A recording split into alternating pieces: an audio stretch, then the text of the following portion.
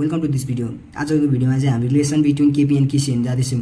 अब यो relation between KP and केसीको लागि चाहिँ हामीले यहाँनिर ए प्लस एबीबी रियाक्सन चाहिँ रिभर्सिबल रियाक्सन चाहिँ CC plus CDD reaction product आएर हैन अनि यसलाई रिभर्सन गर्न सकिन्छ भनेर भनेको छ। अनि applying law of mass action apply गर्दा चाहिँ अब हाम्रो केसी कति आउँछ भने C to the power C अनि D to the power D, यसै गरी A to the power A अनि B to the power B भयो र हाम्रो इक्वेसन 1 भयो।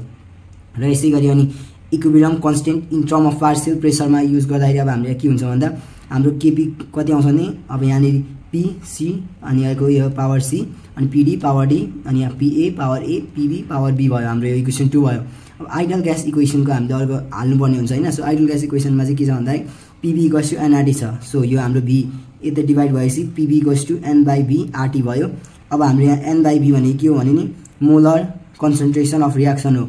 सो त्यस्तो हुँदा चाहिँ अब यहाँ पीए हाम्रो ए आरटी भयो, पीबी हाम्रो बी आरटी भयो, त्यसै गरी हाम्रो पीसी हाम्रो सी आरटी भयो र पीडी डी आरटी भएको छ। अब यसपछि हाम्रो पीएबीसीडी को भ्यालु आएको छ नि जुन यो पीएबीसीडी को भ्यालुलाई चाहिँ हामीले सब्स्टिट्युट गर्नुपर्ने हुन्छ इक्वेसन 2 मा। अब हाम्रो इक्वेसन 2 के थियो हाम्रो यो थियो। सो अब हामीले यहाँनिर अब यहाँ भ्यालु अब सब्स्टिट्युट गरेपछि हाम्रो यहाँ अब पी सुरुको सी मा यो भ्यालु आउँछ हाम्रो, यसै गरी डी मा यो आउँछ, ए मा यो आयो र बी मा यो आयो। र यसपछि हामीले के गर्यौं भने सी डी ए बी छन् यिनीलाई अलग्गै छुटाइदिउँ एकपट्टि र यो R to the power C R to the power D यिनीलाई एक साइडमा छुटाइदिउँ।